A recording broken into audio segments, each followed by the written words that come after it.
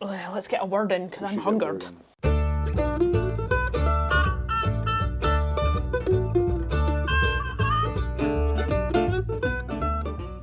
Hello and welcome to Lexitecture, a podcast about word origins and histories.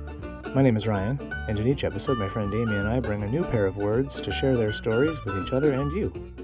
You can find our past episodes and the occasional blog post on our website at lexitecture.com. Follow along with us on Twitter and Facebook at Lexitecture, and if you really like what we do, you can support the show at patreon.com/lexitecture. Today's episode, Dirty Period. Why don't you go first this time? I've gone first the last couple of times. Okay, I will go first this time. So, my word today is period. Okay. Right? So yeah, I'm just laughing. I mean, I'm laughing at a couple of things, but I'm mainly laughing at what this episode's going to be called. Oh, super. I'm excited already. So, yes, nice. Pray continue. Okay, so period has lots of different uses, and a lot of varied usage. Where I thought the word that I thought I was looking into, the word I had in my the sense I had in my head when I was like, I wonder what that means and why that means that is the punctuation mark. Okay. So that's where my which is almost never used in British English. Well, that's what I discovered. Yeah, that you call it a full stop, right? Yeah. Okay. So in North American, and I don't know about anywhere else, other English-speaking country listeners, tweet us and tell us what you call the thing at the end of the sentence, a declaratory sentence, and what you call it. But in North America, it's called a period. There's also, like, in school, I don't know if this is a North American thing as well, like we'll have, like, a period is like one class unit. No, we use that here too. Okay. So like third period, you have English or whatever when you're in high school? Okay. So there's that. There's, the length of time and whatever else. There is obviously the term for menstruation and all that stuff, which is the fairly common one. Which is, that's all people get. Because I actually thought of it to myself. I thought it's obviously going to come up, but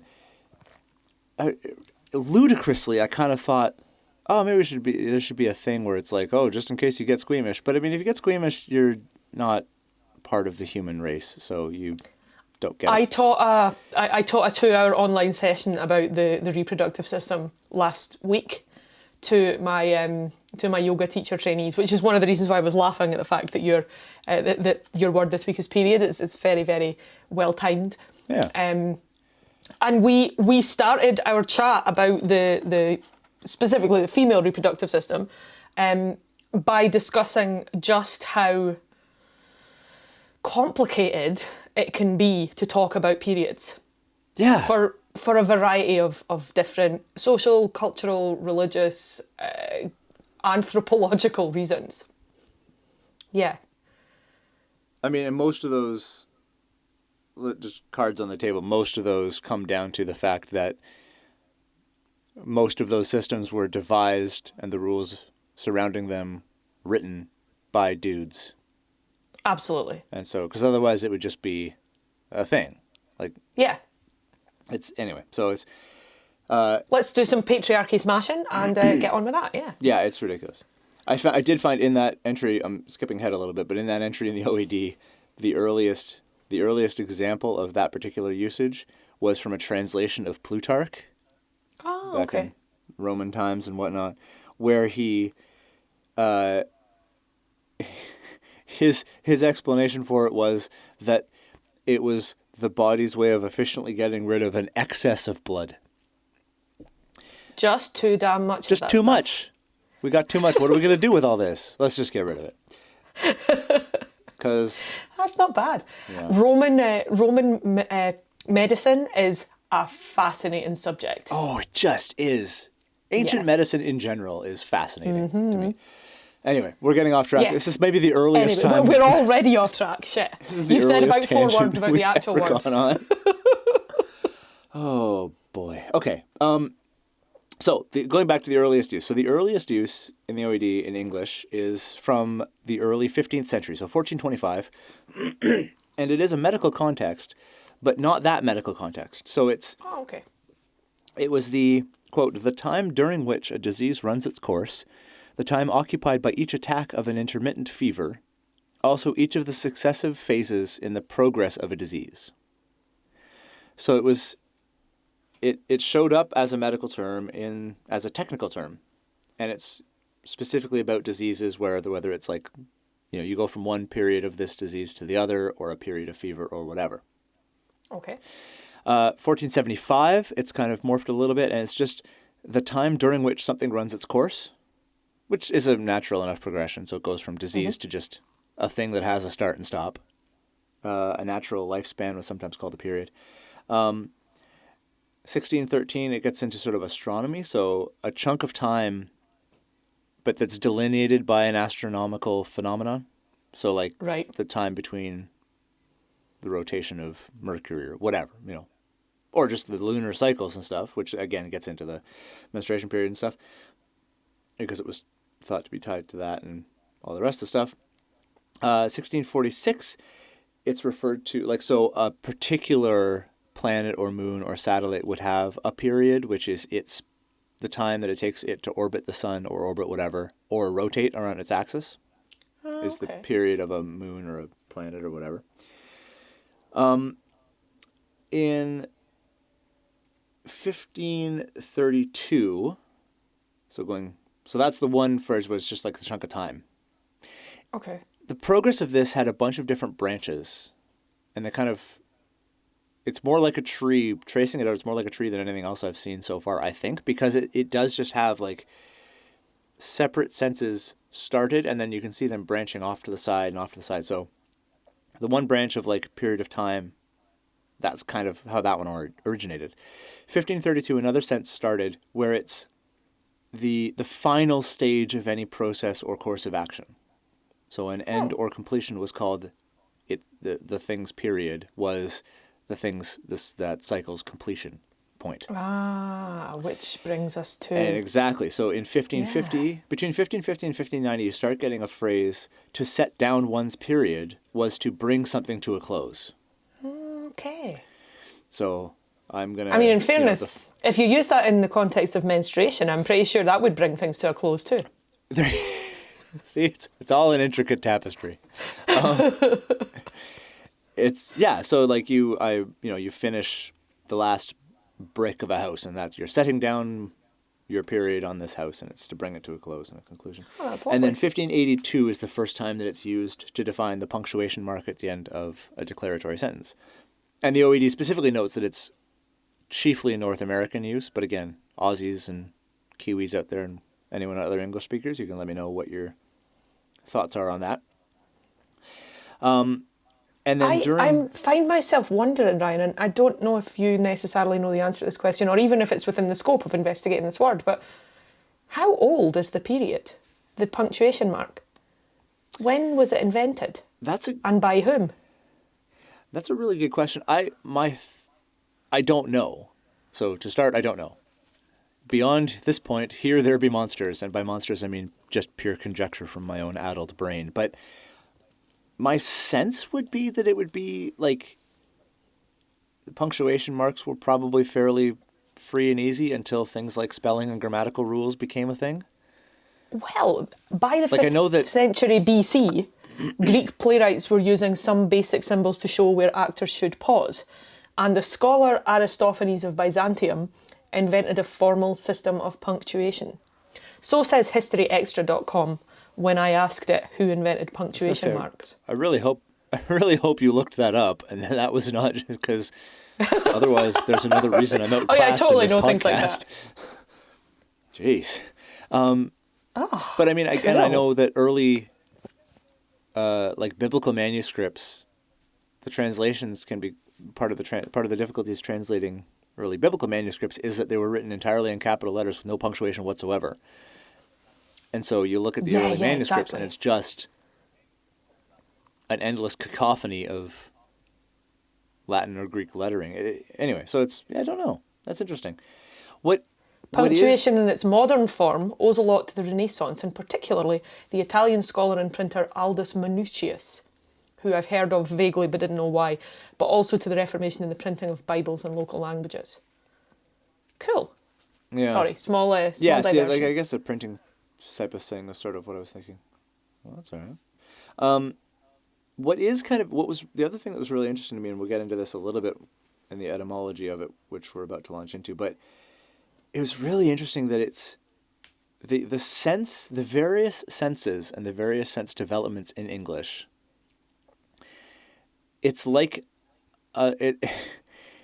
there's one of the other senses of it was that it had to involve a repetition of something, like a recurring. It was only a period if it was something that repeated over and over again. Oh, okay. If it was a cycle thing, then it was a period. So there was a time when that was a necessary component of it, which is very interesting because if you look at the senses over history in English, it's basically a cycle, because in French and in Latin and in Greek, they all have a word that's very similar to this, and it's obviously shared, like that's the ancestry. But in each of those languages, it seems to have gone through the same various forms of development in the same order. That's super cool. That feels like magic. Yeah, it was very interesting. So like, the etymology of it arrives in English from Middle French, période, so basically same word. And again, it had the various senses of it over time, where the length of time something lasts, phases of disease, course of fever, successive historical periods, and an ending, a finishing of something. And in Latin, it had basically the same set of meanings. And in all of these, it was also used for menstruation at some point. Like, it was also used to describe that physical phenomenon as well, which I also found interesting. Like, there was a lot of stuff. The more I went into this, was really interesting. So the Latin, the pre-French came from Latin, so periodus, and that came from ancient Greek periodos, which comes from the prefix peri, meaning around, and hodos, meaning way. And so that the hodos is the root of that is hodos is the root of exodus. So right. Okay. Exodus, way out, right? The way out. Nice. So perihodus, the way around, and the pi root involved here, hooray, is Do per, love me some pie. P-E-R.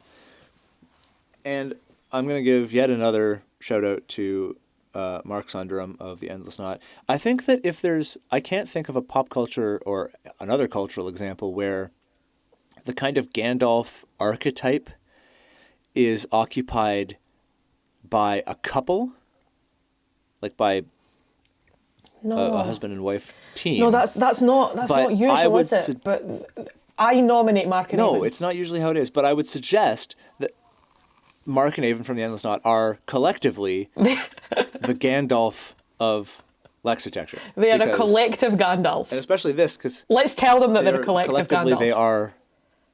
They are our Gandalf. Everyone go and thank Mark and Avon for being our Gandalf. Yeah.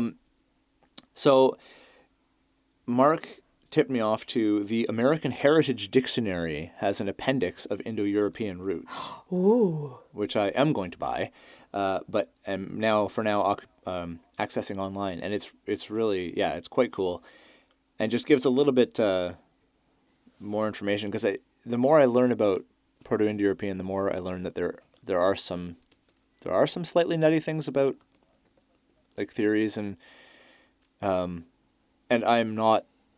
We have never held ourselves out to be experts in this field, but I like to be as informed as I can be about some of this stuff. So I'd like to try to steer clear of crazy, inadvertent nuttiness. Yeah. Like, intentional nuttiness is great. Accidental nuttiness is where you get into problematic territory. So the American Heritage Dictionary has a bunch of stuff about this root pair, and it's hugely divergent and massively used. There's tons and tons and tons of entries on this. And it's one of these that has like 3 different homonyms, so completely different things that just happen to be transliterated or spelled the same. This particular one, the way the AHD defines it is the base of prepositions and preverbs with the basic meanings of forward, through, and a wide variety of extended senses such as in front of, before, early, first, chief, towards, against, near, at, and around. Who knew that there this was is like- a multi-purpose, one-size-fits-all preposition? Yeah. So as far as that's pretty amazing. So as far as the sheer number of living relatives. I assume then that in the times when Proto-Indo-European was spoken, nobody could find anything because the word that meant, well, everywhere, just meant everywhere. It's all Where the did I same leave my thing, yeah. spear? It's around, in, on, behind, perhaps.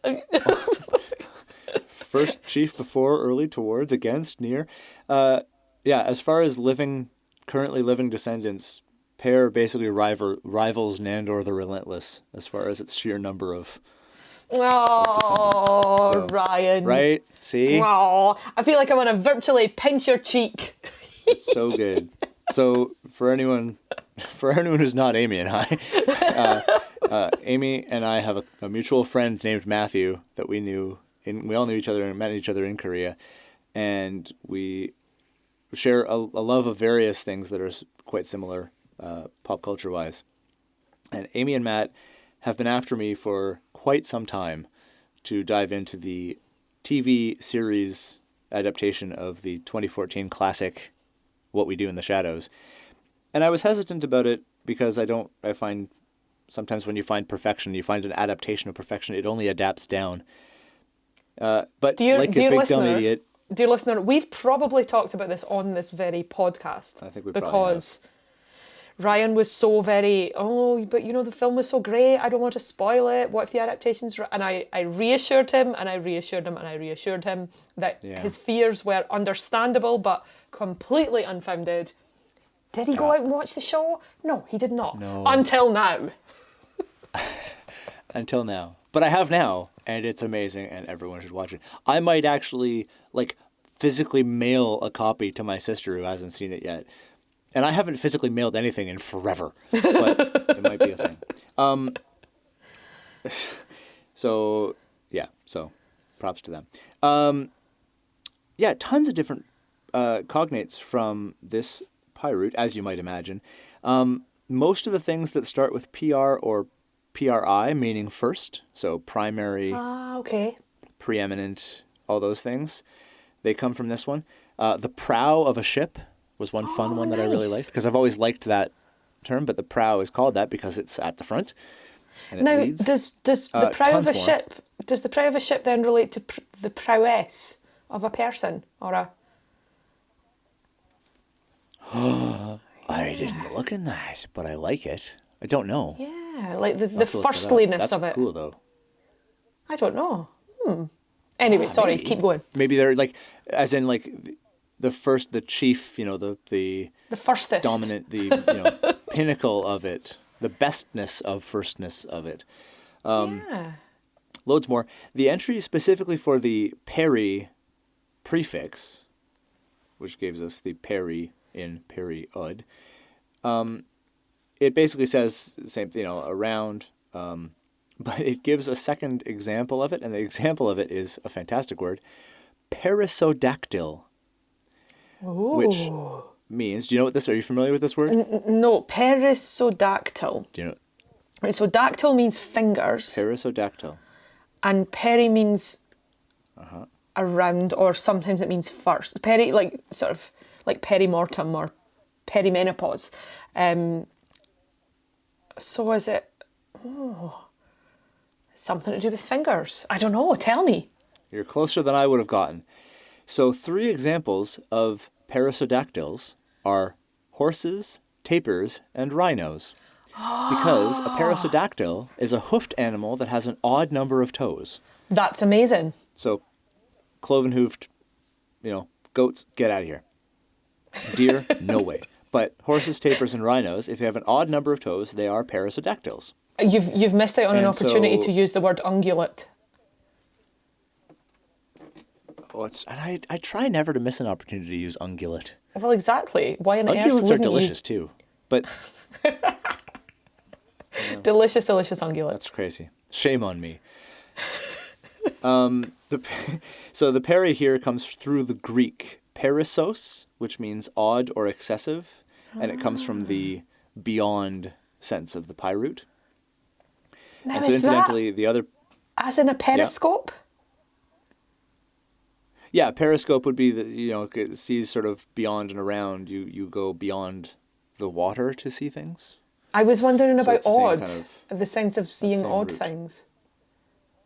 I've taken it too far. Continue. Oh, I don't know that would be because the odd and excessive was perissos, and skopos is the Greek root. So I think it would be peri on its own, but I don't, again, conjecture and stuff, but the sense I would get would be that you would be using the sense of, beyond or around, because a periscope, you can technically use it, it's most commonly used underwater to see above the water, but you can use it to see around things. Like you got those little spy periscopes as kids where you can see around the corner. Yeah, sure. So that would be my thought. Obviously the most common place that most people you have heard of the dactyl thing, and the thing that made me think of first is pterodactyls, which brings us back to the helico and pter. So the pter in pterodactyl, pterodactyl basically means winged finger. And so Winger. that's why that is winger. What a winger. And finally, because I found a cleaner and earlier version of this illustrious work, I'm going to wrap it all up with Smith. Oh, yay! Because I like reading him. So, in Smith's Synonyms Discriminated, he has two instances where he talks about the word period. The first is interesting because I had never heard of it. I had never heard of this thing, and I didn't encounter this in any of the definitions I saw. I may have just missed it, but I didn't see it. And so he has it under phrase. And he says, a period is a well-rounded sentence wholly divested of the idea of its meaning and regarded only in its material construction as a matter of grammar. Ooh. And so I've never heard of that before. I can imagine what it would be. Just a sentence you use like what is it? I never said I loved cucumber sandwiches. Like that sentence where you can change the meaning of it by placing the emphasis on each word. And the meaning totally changes based on how you say it. I never said I liked. I never said I liked. I never said I liked. That type of thing. Or the swift brown fox jumped over the lazy dog. The sentence that uses every word, sure. every letter in the alphabet.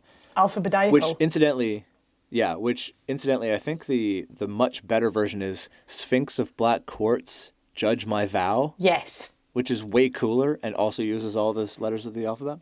Have I never sent you... Last summer, Ross and I went with some friends to do a typological treasure hunt. We didn't know what it was either. It was good. It was an event that was run by Design Dundee. I think Design Dundee, that's what they're called. Basically an art organisation within the city. And it was really cool. We went along and they gave us a little presentation about typography and how it had evolved and, different types of typography.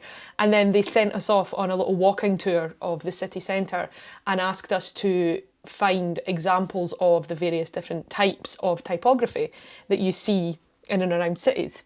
And we had to take photos and submit things for various sort of competitions within categories and stuff like that.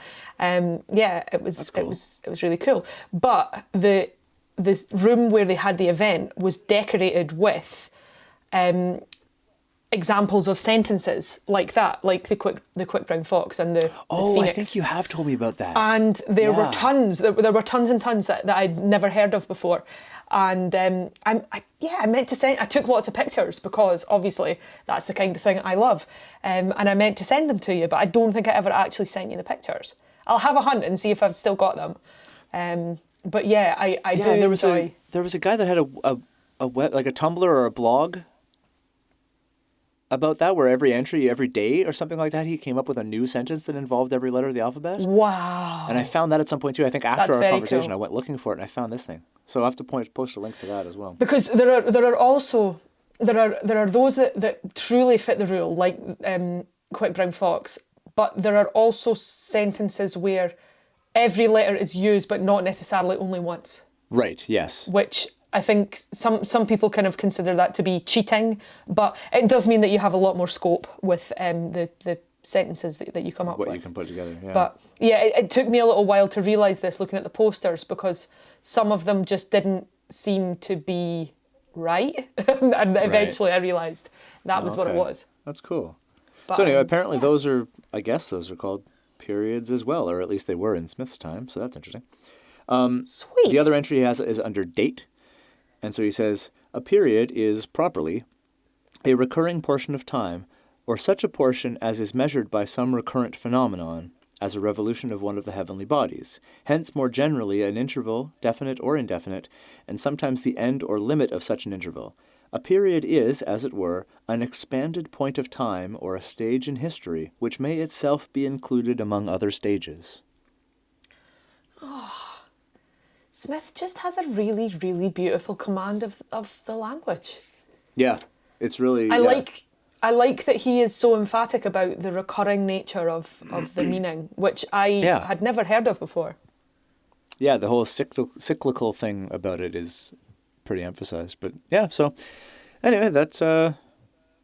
there's period. Cool. Yeah, I thought it was kind of neat. Well, the reason that I laughed, I had a little snigger to myself when you announced what your word was, is because the word that I'm going to talk about today is the word dirty. And I feel like... These titles write themselves, don't they? The titles really do write themselves. I feel like, I don't know, do we have to put some like Google warning on we do people not. looking for this particular episode? Yeah, Googling it's going to be tough, but... Yeah. I discovered something really distressing yesterday. Yesterday was Pilates I like Day. how excited you sound about that. Okay. Yeah, I was quite excited. It was pretty horrible, but... So yesterday was Pilates Day, and I would, in normal, non-apocalyptic circumstances, I would be 2 weekends into a Pilates teacher training course. But obviously, like everything else, that has been postponed, and who knows when that's going to take place. But... really interested in Pilates at the moment and all that goes along with that. So the first Saturday in May was designated as, sort of Happy Pilates Day, a day to celebrate this practice and the guy who originated it, because Pilates is, of course, demonym, that's the word. And Joseph Pilates was the founder of the system.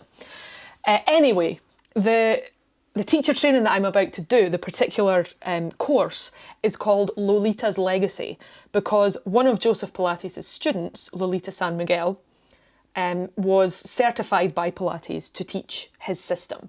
And she is the originator of this particular course that I will eventually do. Okay. And she was doing a free online class yesterday, which I signed up to take. It absolutely kicked my backside. And after she had absolutely kicked my backside, I did a little bit of Googling, and I discovered that Lolita San Miguel, Pilates' disciple, is 86 years old. Oh, wow. Yeah. She, don't mess with Lolita. She's got some serious strength, flexibility, bodily weight. Yeah, she was absolutely marvellous, really great. But I Googled Lolita San Miguel to find out the details of this free online class. Yeah, that's... And the very first Google hit says, child pornography is a crime, report it. Yeah.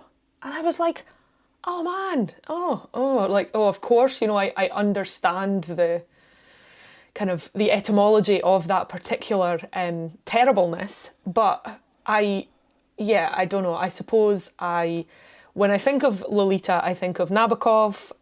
Not everybody does. Fair enough. But yeah, that was completely apropos to nothing other than the fact that our episode Googling might need a bit of a proviso. So the reason that I'm talking about the word dirty is because, well, my husband asked me a question and I didn't know the answer to it. And I'm not really sure that I do yet. But, I'm always happy to make something up. And the question that he asked was, we were out taking a walk, government mandated exercise, and in something about the conversation, the word smut was used, right? And Okay. smut as in like something that's rude, smut, like a smutty joke or something Yeah. along those lines. And also one of the And- greatest pieces of music ever written, Smut by Tom Lehrer. Oh, I'm not aware of this. Oh, you got to listen to this song. Oh, I'll have a look. Yeah. So, my husband asked me, is a smut a dirty thing? And I said, oh, it's a piece of soot from a chimney. And he said, oh, right, okay. I wonder how it got to mean something that's rude. And I said, that's a really interesting question. That is, yeah. When did dirty things come to mean dirty Inappropriate thing? things, yeah. And I don't know about North American usage, but there's something to me that feels quite a childish way of expressing that a thing is bad, but you don't necessarily know why it's bad. Okay. Like, don't do that, it's dirty. Right. And then like the dirty bits in a film. Yeah. Or dirty pictures. And then we also discussed the fact that rather wonderfully, I would say more so in the west coast of Scotland, it very often gets to be pronounced dirty. Oh, that's wonderful. And yeah, I thought you would enjoy that. So I did a little bit of looking into the word dirty. It's of course an adjective and an adverb coming from the noun dirt. And there's kind of an interesting... I'm not sure that I can answer Ross's question with any great certainty, but the earliest usage of the noun dirt means, it's from around about 1300, and it means excrement. Oh. Yeah. I always thought it went the other way. I thought it was a euphemistic. That's really interesting. Yeah, I was quite surprised by that myself. So before things were described as being dirty, the adjective's always going to come from the noun. And the noun didn't mean things that were unclean. They meant, I suppose, the most unclean thing of all in a human life kind of thing. So we're talking shit. And that's really interesting. that is, I suppose, a usage that might continue. You talk about dog dirt, for example. Yeah. That feels to me very British. I don't know if that's something that would kind of carry over the Atlantic. I hear it more commonly with birds. You got some bird dirt on your car or whatever. Bird dirt? Oh, that's beautiful. Bird dirt. We would never But I say always thought bird it was- dirt. But I always thought it was, this is blowing my mind. I always thought that was like a euphemistic modern, like, oh, we don't want to say poop, so we'll say dirt. But Well, the 1300, circa 1300 citation that's given in the OED, from early English poems and live saints, Sur there in swine is drute, he mot wade. So the pig is, wading about in its own shit. And so we get this one I enjoyed a great deal from around about 1440 from Promptorium Parvulorum. Drit dung merda stercus. oh man, every single part of that was fantastic. Shit. And then, of course, that then transfers to the second sense given in the OED, unclean matter, such as soils any object by adhering to it. I like the sense that dirt's got to be sticky, like, wet mud, It sort of does. earth, waste, that sense that things that... And again, this comes from the same work that gives us the sense of ordure. So it's given as the first sense in the OED. However, how do you tell, which one passed the finish line first? I think probably for as long as shit has existed, people have been referring to things that are like that as linguistically the thing that is like that. But yeah, I was very interested to see how the OED kind of layers that and orders it. So the dirt of the ground, the mud, the sort of, the sense of filth that sticks to you is the same as excrement would be. And then we get next as the type of anything worthless, which the OED text pains to relate this to the excrement sense, because, it's not something that people kind of save up because it's going to be super Right. duper useful. Although, there are agricultural contexts where that's not technically speaking true. But yeah, things that are worthless, right. things that are, like the example, it says, like the phrase filthy lucre, for example. And the first example of that is given in 1357. So it's very, Wow. things have been dirty for a long time. Dirty itself, as an adjective or an adverb, we've got the first citations given around about 1500. Drive down the dirty arses, all by Dean. And this is given as characterised by the presence of dirt, soiled with dirt, foul, unclean or sullied. And then we get of the nature of dirt mixed with dirt, that makes dirty, that soils or befouled. So it's actually pretty stable in terms of meaning. A thing that's dirty is dirty. But the compounds for this word, so many. We have things like dirty blonde and dirty dancing. We have a dirty joke or a dirty martini, a dirty protest, the rather wonderful dirty trickery, and the phrase which I'd never heard, dirty work at the crossroads. No, I've never heard that either. So this is given as something which stains the honour of the persons engaged, dishonourably sordid, base, mean or corrupt, despicable. Colloquial phrase, dirty work at the crossroads. Interesting. And so this is not just something that's not just something that's bad, it's something absolutely horrendously terrible. And this is given as part of the second, so we have sense 1, A, B, C, D, E, F, G. And then we have sense 2, morally unclean or impure, smutty. So interesting that it came back to that exact way by which Ross and I were talking about, the sense of dirty or smutty. What is a smut anyway? Oh, it's something black and sooty and unclean. Why does that thing mean, rude?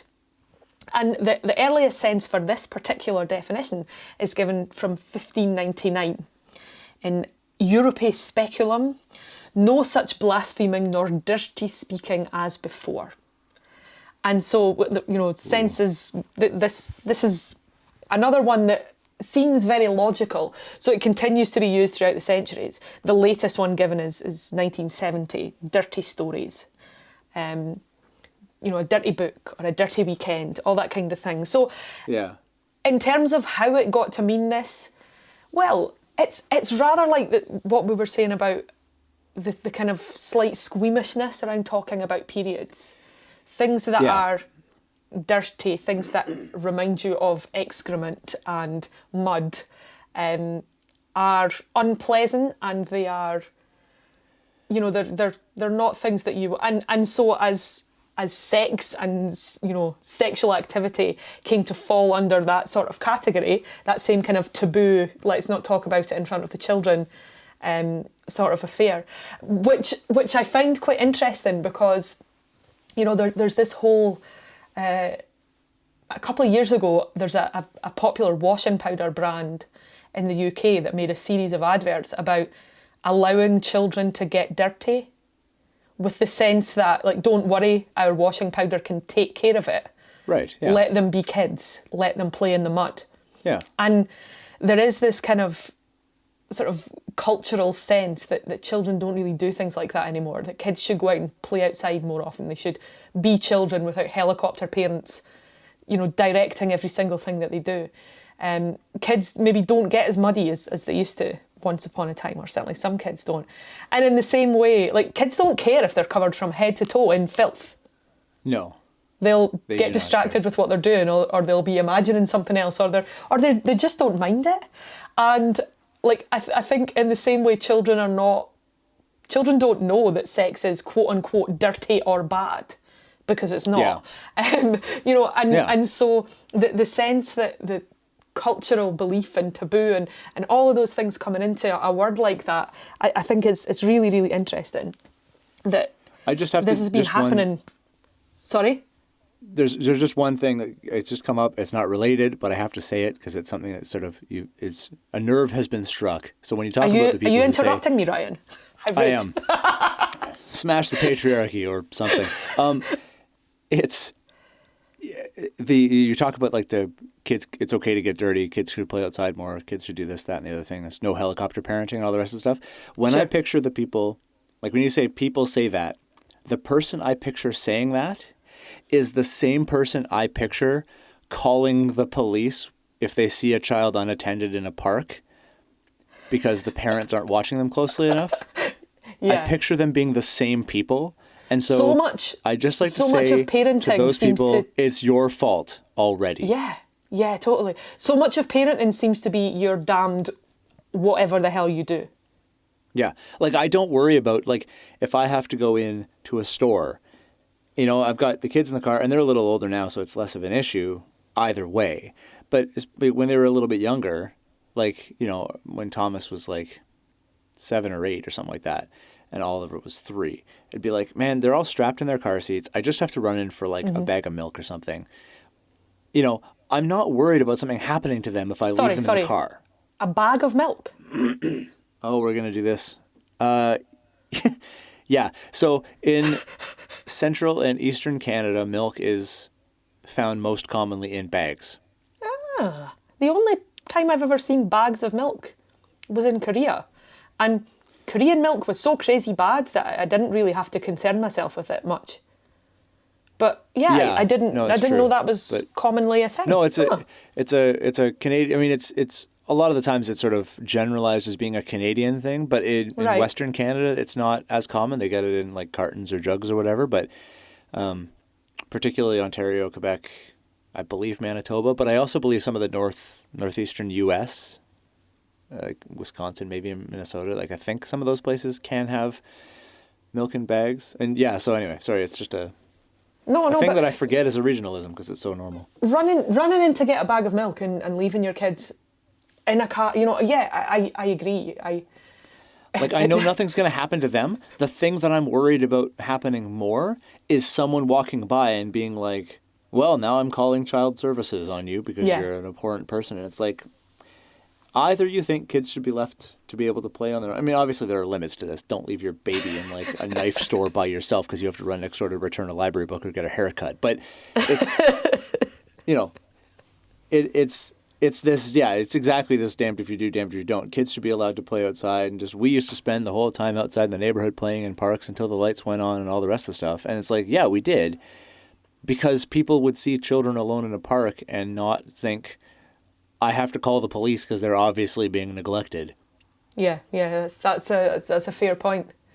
People talk about how it was safer back then, and you do wonder, like, was it really safer back then, or is it just that people kind of no, it wasn't. Weren't as afraid? That's exactly what it is. We just didn't know about like crime stats and stuff. But we're safer now than we've ever been. Like, but we're also more scared, which is garbage. Yeah, that is. Anyway, garbage. Sorry. Yes, I have. No, that's quite all right. No, I think that's it's very much a fair point to make. So, etymologically speaking, which I haven't mentioned at all yet, which is really slap me at the back of my hand and consider that this is what the podcast is about, Amy. Do we do that here? He has this to say. By metathesis from Middle English drit, not known in Old English, and probably from Old Norse drit. Now, two things. First of all, cool. I didn't know the word metathesis. And secondly, drit. Yeah, that's neat. What? So I went off to awesome. that wonderful broad overview of a topic you've never heard of before, resource Wikipedia. And I discovered that metathesis is a term from linguistics. I like this. Wikipedia says, from Greek, metathesis, from I'll start that again with my teeth in. Metatithemi, meaning I put in a different order. And it is the transposition of sounds or syllables in a word or of words in a sentence. Most commonly it refers to the interchange of two or more contiguous sounds, known as adjacent metathesis or local metathesis. So some of the examples given here, they really warmed the cockles of my little geeky heart. So we have things like, in Latin we have the word parabola, which became Spanish palabra. Oh, cool. So the L and the R switch places within that word. Right. That's cool. In Latin we get miraculum, and in Spanish it becomes milagro, miracle. Okay. So the examples given here are Latin to Spanish, but there are actually lots of examples for this. So drit is one of these examples. That's cool. And I quite love drit. But I also see how that transposition might have taken place, because it's quite a, she says, having tried to say the word metatithemi 15 times. Yeah. It's quite hard on the it's difficult to say the word drit. You have to kind of get your palate in order to think about it. Well, the other place that I saw that is when I did the word riding, where it came from third, which was originally thrid, which is also harder to say than third. Exactly. And these words, whether they're coming from Old Norse or Middle Dutch or all these other places, they also refer to excrement. And so we get drit, but metathesis really, it made me happy. Here are some of the examples that we see in English. And it says here in the entry that metathesis is responsible for some common speech errors. And the reason that I like this so much is that quite often I do this myself on purpose because I think it's funny. Like, I still haven't been married for long enough that it isn't of huge comedy value to myself and my husband that we are married. Okay, right. So like in my phone, Ross's number is there under Ross husband because I am there in his phone as Amy wife. Nice. And we think we're funny. But I occasionally will call him Hubsand. Hubsand. For no other reason than that I think this word is funny. Yeah. And this is a metathesis. I had no idea. Oh, that's cool. And so the example that they give in the Wikipedia entry is children saying Paschetti instead of spaghetti. Right. And I like this because I think of them as brain typos. Because, when you're typing, it's very easy to transpose two letters. And why on earth that should happen in a mouth, if you like, in spoken language. It's so bizarre, but I really like it. So you get things like people will say comfortable instead of comfortable. Yes. And the great 90s one, nuclear. Yeah. As in power or war. And prescription instead of prescription. Yep. Interjuice instead of introduce. Yeah. And of course, the one that really gets people kind of, worked up and crazy, axe. Yes. Instead of ask. Yeah. And what's really interesting about that one, it says here, the pronunciation ask is now considered standard, and the spelling ASK was used by Shakespeare and in the King James Bible. Chaucer, Caxton and the Coverdale Bible, however, older sources and arguably just as authoritative sources, use axe. Oh, that's awesome. And this derives from a Proto-Germanic root, Iskona. So they have ASK, but you can see how that root lends itself to either ask or axe. And I like this a lot because I know that, people will sometimes snootily kind of, it's almost like the opposite of code switching, where people will say, oh, if a person says this, then they're not well educated. Yeah. Or they're dumb. And I think in the case of that one, like, it's particularly associated with the southern states of America. People will say axe there. Yeah. And it gets this kind of redneck connotation. Well, it's nonsense. If it's good enough for Chaucer, it's good enough for people right now in whichever state in the US they happen to be in, or indeed anywhere else. Exactly.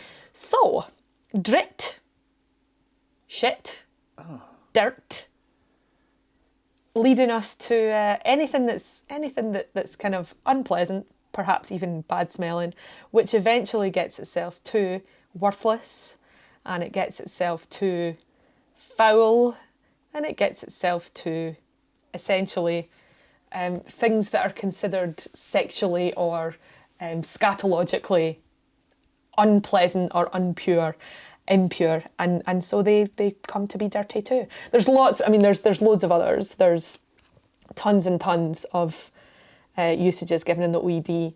We have things like dirty weather, and the sense of it being applied to just mud or soil, which I kind of feel like that's clean dirt.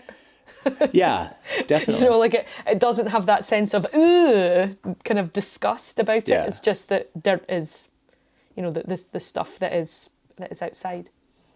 And so many compounds and expressions like to eat dirt. Yep. You know, to have to make a confession or go back on whatever. Dirt box, dirt car, dirt heap. Millions and millions and millions of them. Yeah, I'm not going to go through them all. And excrement, loose earth.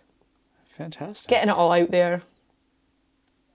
Dirty. That's really interesting. Not quite as bad as it sounds. No. I hate to harp on about it, but it still definitely blows my mind. Like you find these things where it's like, wow, I can't believe that's the oldest version. But I genuinely can't, like... Oh! Struggling to believe that it's... My favourite inversion. I need to tell you about my favourite metathesis that's mentioned in this Wikipedia article that made me almost do a little dance, and I've just realised I forgot to talk about it. Some of the other examples given... So thrid and rid, you mentioned from 3rd to 13. Wurkan, which became rot through metathesis. But this one is my absolute favourite. I hope it's the one I'm thinking of. The Old English thurl, that's thorn, Y-R-L, thurl, hole, underwent metathesis to thrill. This gave rise to a verb thrillian, meaning pierce, which became modern English thrill, but formed the compound nostril, meaning nose hole, which became, of course, nostril. That's I can't believe I forgot to tell you about it. Yeah, so that's from hole, thurl, to thrill, to nostril. Yeah. That's fantastic. Language is cool. I thought that's even better than the one, because I thought the one that I thought of, which I quite like, is, you know, when you're sort of doing a fake posh accent, you put the H in front of the W words, like where and when did you do this? But that's actually a metathesis as well, because it used to be that it was actually spelled that way. The H did in fact come first in a lot of those. But what do you know? There's a better one out there, and it's nostril. That's amazing. Nostril. That's so Nose cool. hole. Yeah. You know how I love words that are etymologically like being, you know, hit over the head by a blunt object? Yeah. Back to the kimbap principle all over again. Yeah. Nose hole. So yeah. Fantastic. From dirt to nostril, and a dirty period. Yeah, it's going to be some... There's some risky Googling ahead for people who... This is why you should subscribe to the podcast. So you don't have to Google the episodes. You can just get them right away. This is the benefit to this. Yeah. It's like, I've talked before about Dave Gorman and the Google Wax. Yeah? Yeah. This is another thing that I've told you to watch several times, and you obviously haven't watched it, because if you have, you would remember it. Dave Gorman's Google Whack Adventure. Okay. Check it out. You'll find it online somewhere. Okay. And a Google Whack, which Dave Gorman explains in great detail in his show. But he's a comedian. He's a comedian known for using graphs and PowerPoints, which often makes people go, huh? Yeah, but traditionally the Google Whack Adventure is a really, really entertaining comedy show. And not for the reasons you think it's going to be. But a Google Whack is a combination of two words that when you put it into Google, it only gives you one hit. Yes. Okay. Yeah. So I was just thinking that it's entirely possible that there are Lexitecture episodes that may well be Google wax, but maybe. this is not one of them. This would not be one of them. No, indeed. Because, the internet is full of disgusting people. It is. You know what else the internet is full of now, and I meant to make this announcement off the top, but for anyone who's still listening, is that we have, shirts and junk for Lexitecture now. Yay! So we've got a couple So designs. excited. If you're interested in podcast merch and you want to have a new mug or phone case or shirt or, I don't know, there's a whole ton of stuff on there. teepublic.com/Lexitecture, teepublic.com. And you'll see our stuff. We've only got a handful of designs up there. We've got a shout out to our beloved Old Church Slavonic. We have our Just Say Yo-Yo. Oh, I heart OCS. And thanks to Graham Louie of #Gallery in Toronto, who also happens to be a dude I went to high school with, who did up the design. I had the design for Just Say Yo-Yo in my head, and I was like, I'm not good enough to translate this from my brain to something I can upload. So... And that is why people like Graham exist. Yeah. And so he did the thing and made the thing. And then there's also if you want to just have some cool Lexitecture stuff, there's our logo stuff. And there's more to come. But yeah, if you're interested in stuff, teepublic.com/ Who doesn't love stuff? love stuff.